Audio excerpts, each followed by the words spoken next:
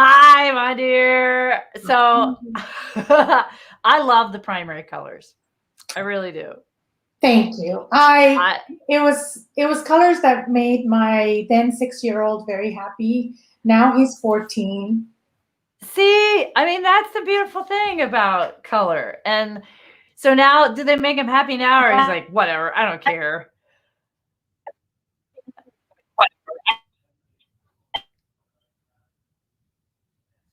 Uh-oh. I think your internet's going, ooh.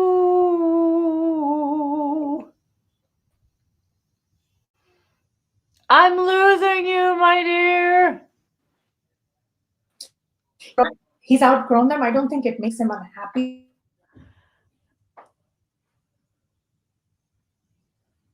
Oh, no. Your internet's dying. Unless it's my internet. Maybe it's my internet. Hmm.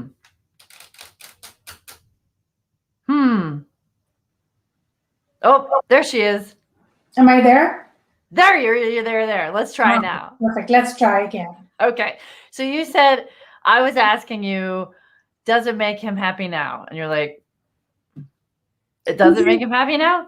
He's indifferent to it. Okay, he's like, The only whatever. thing he says is that I've outgrown it, and Sure. that's about it. And Are you? he doesn't need this space anymore. He's a teenager, so Well, that's what's I'm curious. What do you use the space for now? it's my office. It is your office. Okay. So are you going to repaint it, or are you going to leave it that color? I haven't decided that. I haven't come up with a color that I like, so for now this will do. But like I said, their primary colors. It comes out of Lego, which was one of then it's most children's favorite toy when they're growing up, especially if you're into building things. So, what's your favorite color? My favorite color can vary. I've liked black. I've liked red. I just like color. Okay. I like a lot of color in life. I don't like neutrals too much. So you could repaint it once a month. Oh my god, that's a lot of work. I know it is. I mean, but hey, you could. My favorite color is purple. Yeah, I'm a big purple fan. Yeah, mine can vary from time to time. So all right. Well, so what's your favorite color right now? My favorite color right now is all shades of pink. Nice. Okay. Yeah. So you could do fuchsia behind you. I could do fuchsia. It would be interesting, but I think I can find a pink that kind of is subtle, but it also makes a point. I think that's your homework. That's my homework. That's my summer homework to repaint before. There you go. Fall. That's right. There are like splash of fuchsia or pink or something bold. I love that. That's awesome. There you go. So I like to start these conversations with a fun fact. Check this out. So we're talking about collaboration at work. So meaning collab, and that's a play on words. So collaboration that you put at work at home. And what's really interesting is I Googled collaboration at home. Collaboration at home, I Googled before we started this. And all of it is collaboration while working from home, collaboration for remote teams, how to collaborate effectively if your team is remote. What's interesting about that fun fact to me is that I don't think we don't necessarily see our family unit as a team. Do you agree with that? Do you think that that's accurate? That a lot of people don't see that as a team? I totally agree. In fact, I think that this culture is so obsessed with career and professions that if they were to put the same amount of work into their family, how much better the world would be today. Socially, emotionally, culturally, we would be so much more richer. I agree. I mean, I was actually largely disappointed when I put in collaboration at home because I specifically was looking for fun facts for collaboration at home. Guess what? There was Yeah. nothing. There was nothing. I'm like, that in and of itself is a fact. And I'm like, seriously, why is it that we don't treat our home life and the people that support us at home, family or otherwise, as a team? Why is that? What's happening with this, Sneha? We just had it's interesting. Lately, there's been a conversation in our home, talking about, you know, being in sync and dysfunctional. We talk about dysfunctional teams, but when dysfunctional teams are spoken about, they're talked about mostly in the workplace. But you can have your family unit, which is a team, can also be dysfunctional. For And, sure. and we put so much effort into, um, you know, working on not, if you have a dysfunctional team at work, then, there's all these exercises that you do and team building and all that kind of stuff to see where the dysfunction is and what can be done. But for home, like, because we put so much into our professional lives and into our careers, that there's very little left. I talk about bandwidth all the time, that everybody has only so much bandwidth in a day, or as a person, you only have so much bandwidth, and you can stretch a little bit, but we're so overstretched in the workplace that there's very little left for the home. And so do we then make our work then the priority and not our home and not our family? And no, you can't. It's not either or. It has to be both, and it's about balance. It's about balance. They talk about work-life balance. This is part of work-life balance. I mean, I've seen over the years, since I started working in the mid '90s, and then I left. I left the workplace in early 2000s, and but I still follow what's going on. I hear, in conversations with my husband also, when he talks about his work. And when I was a stay-at-home parent, I've noticed that it has ebbed and flowed, and they've talked about work-life balance for years. Now, in between, they came up with, there is no such thing as work-life balance. Yep, I've heard that too. Just deal with it. Yeah. Women need to lean in more, in the workplace. And well, if you lean in the workplace, are you leaning in also? And it's not just about women, it's both genders. Are you also leaning in at home? And so that's actually a beautiful segue to our topic, which is collaboration at work, and how you did that, and how you actually exercise that at home. You're like, okay, we've had conversations. It's my time now, right? I want to get back. I want to do something for me, as your son's old enough to be able to navigate. It has more independence, I guess, right? It has more independence. I'd love for you to tell the story of how you started to navigate collaboration at home to be able to go back to work. What did that look like for you as far as collaboration with your family? So I think some context will help. I decided, so when my husband and I got married, and we were living in two different places, I moved to the US, and I had been working since I was 18, and summer jobs, odd jobs here and there. And then, then I started my professional life in Toronto, and I just wanted a break. I was tired. So after I moved to the States, I was like, okay, I want a break, and I'll take some time off.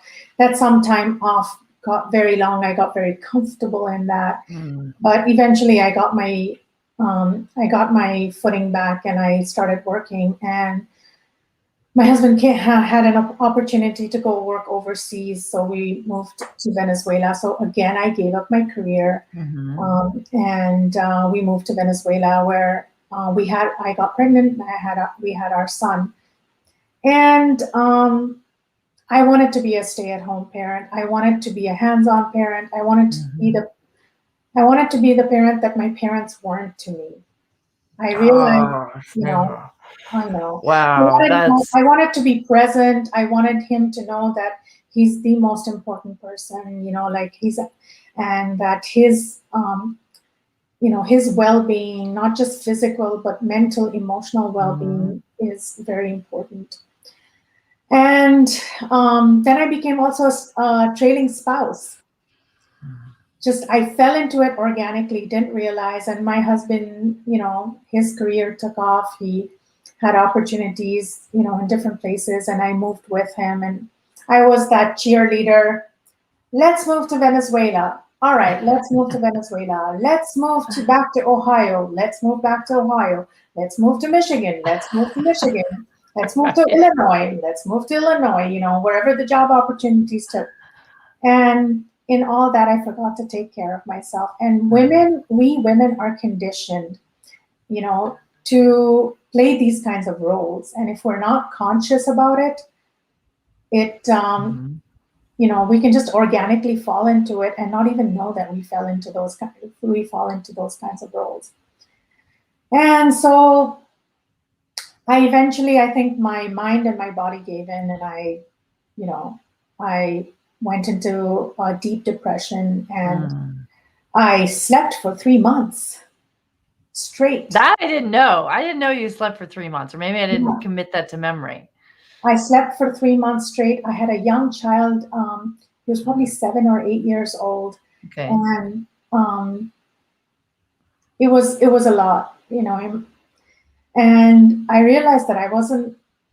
The reason I fell into that was a lot of obviously my childhood trauma that I have, and then Mhm. my social conditioning. I played a role.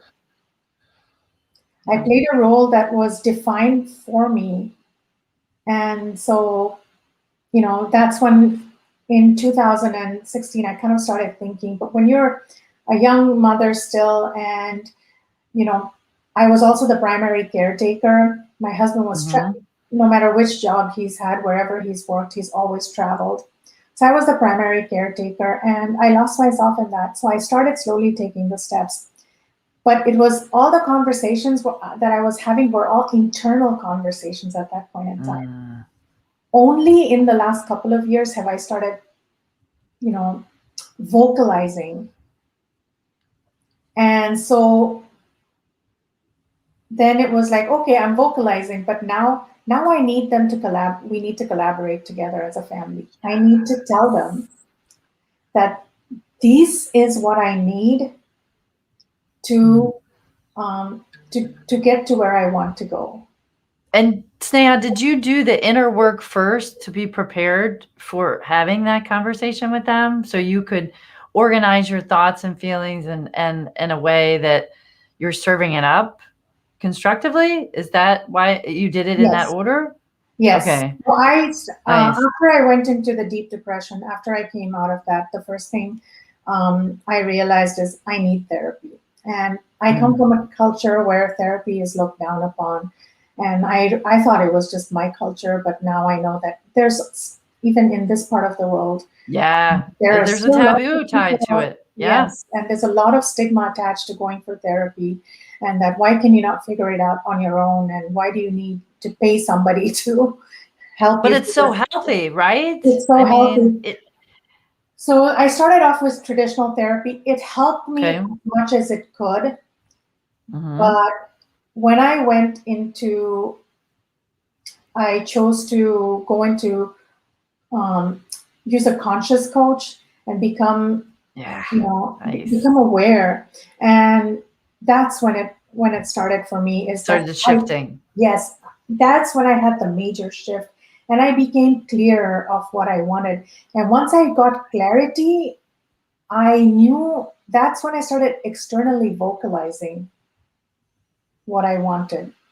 Nice. That's awesome.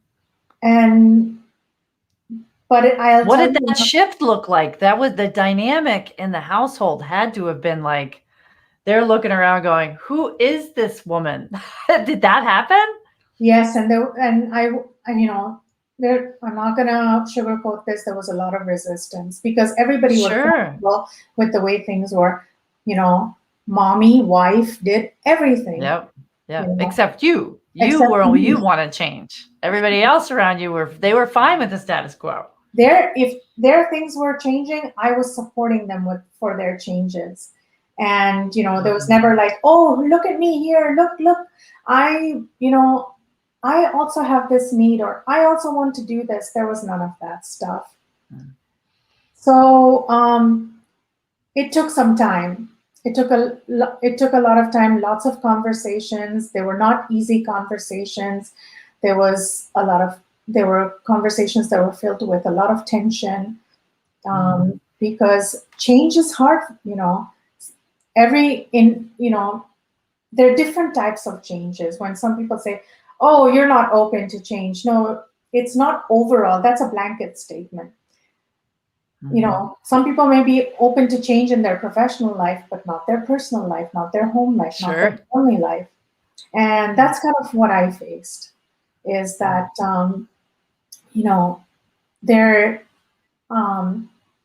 they're open to me going into the workplace, and but the home setup shouldn't change. Right. So they didn't want any of that. They didn't want anything to disrupt their routine, or have a request to modify their behavior in any way. Absolutely. So in addition to, and I was like, I'm not doing this. If these things don't happen, I'm not, because I'm of a different generation, and I have a different level of consciousness now also. And what I want is that a lot of things need to be taken off my plate, and they need to be distributed. And so what was the main things that you did, Sneha, with your family to maintain that collaboration or increase that collaboration and continue those conversations, even though they were hard, difficult conversations, and they were tough to actually execute? What did you do consistently? Communication. Okay. Talking about it. And that was communication as the three of you, or the two of you, or it just varied? A combination and permutation of both. Okay. Having conversations with my son, him coming to me and saying, like, he was very resistant to my husband, helping with anything. And he wanted mom to do everything for him. And he didn't like the way my husband did things. And my husband, the end goal would be met, but how he got there, he wasn't open to it. And it doesn't go away. Even today, we still have, I still face resistance from him, where he won't do certain things, let my husband do certain things for him. But I can see that slowly it's shifting. Not as fast as I would like, and not as fast as we're conditioned socially that it should just happen like this, because we're an instant society. Things happen, we want things to happen instantly. We gotta have instant coffee, we have instant pot, instant. But you have to be patient, and I've had to be patient and give everybody time, and give myself also, give myself also space, that if I feel frustrated.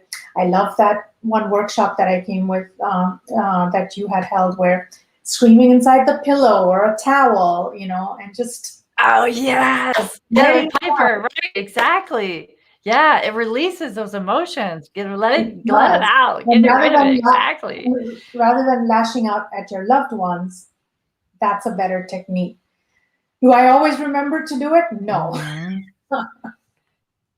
But it's there. And writing. Well, I mean, it's,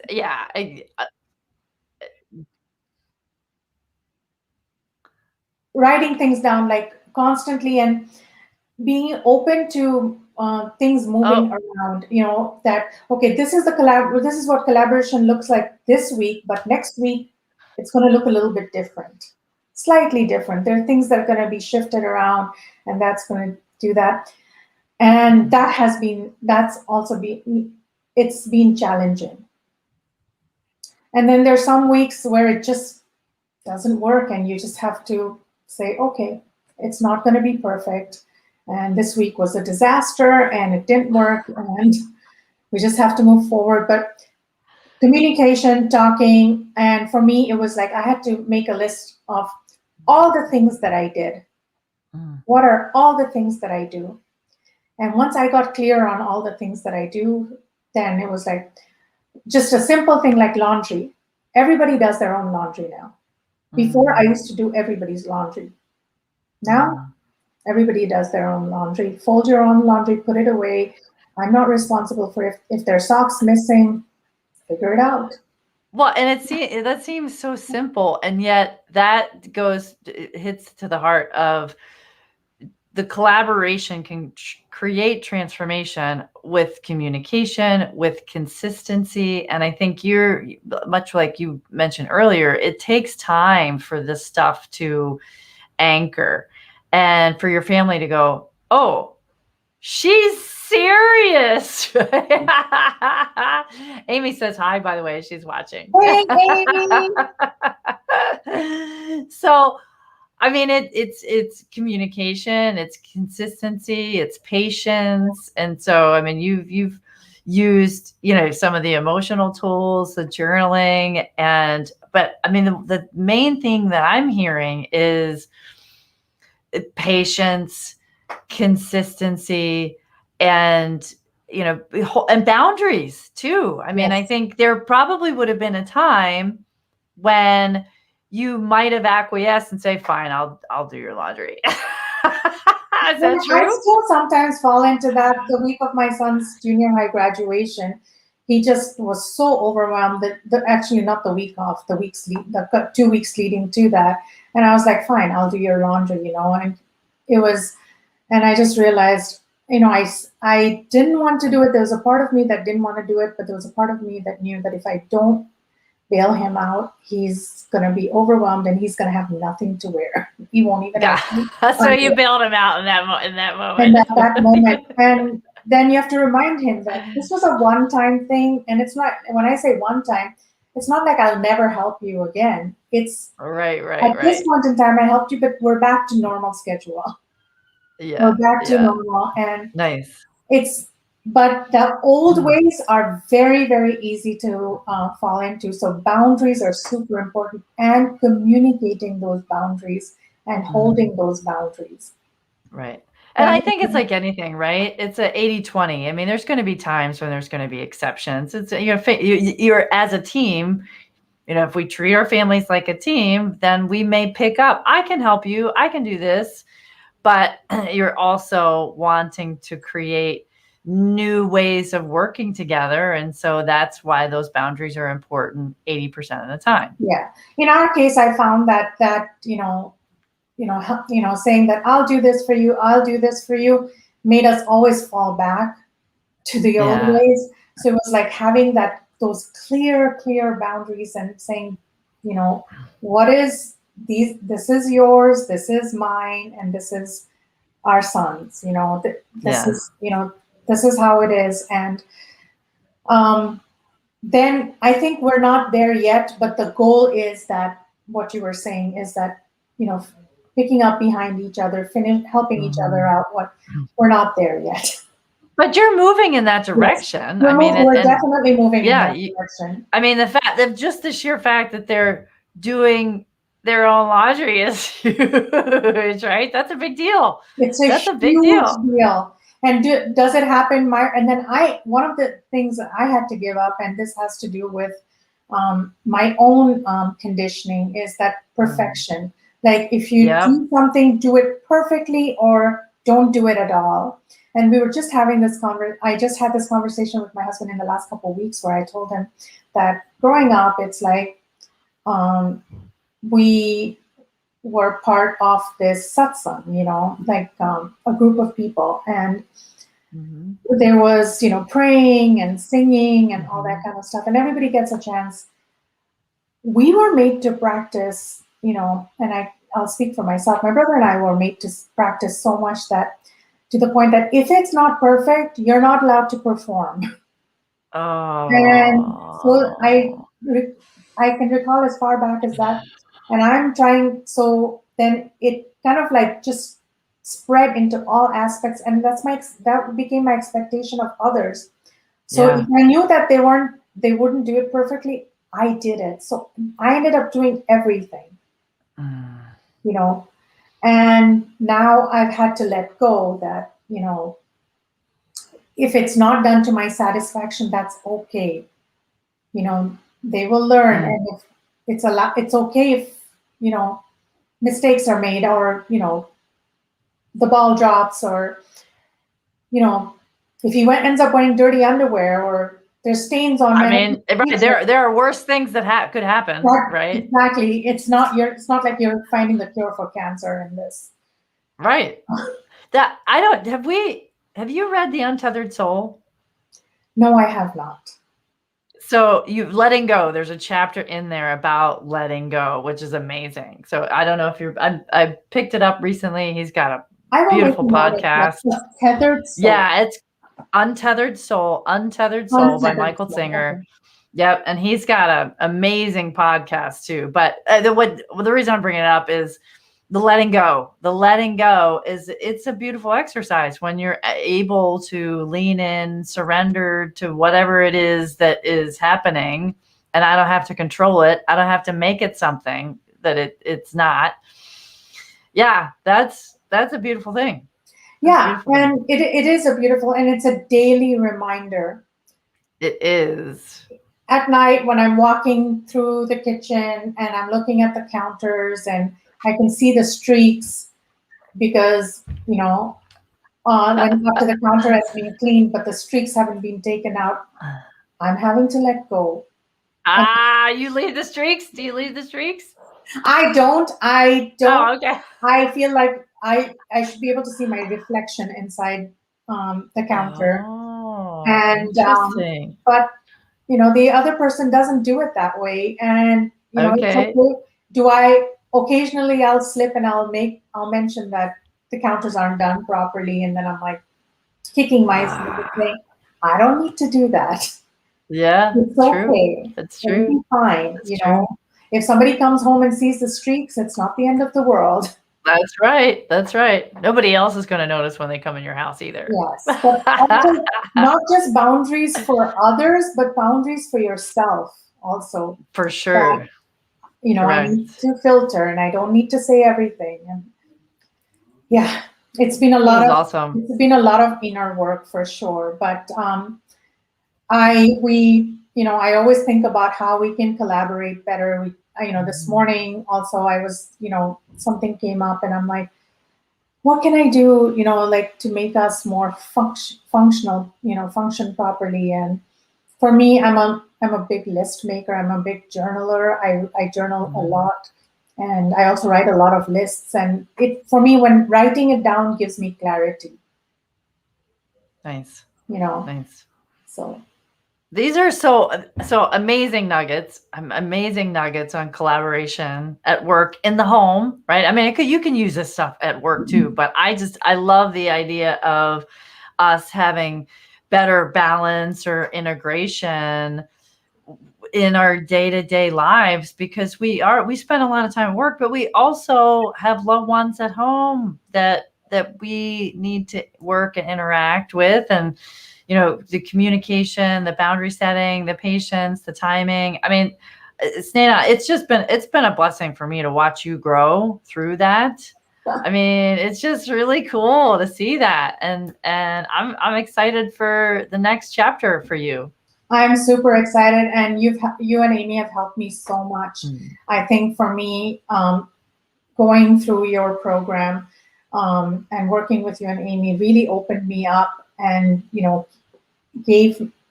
saw a shift in me also. So not only doing the conscious work that I'm doing, but also like working with you and I had a shift in what I wanted for my professional life. Right. Forward. Yeah, it's cool. What is it that I want, and to vocalize what I want. And we not only talked about what to do in the professional workplace, but how to also make changes at home. Yeah, I know. And just watching you do that, right, and practice that.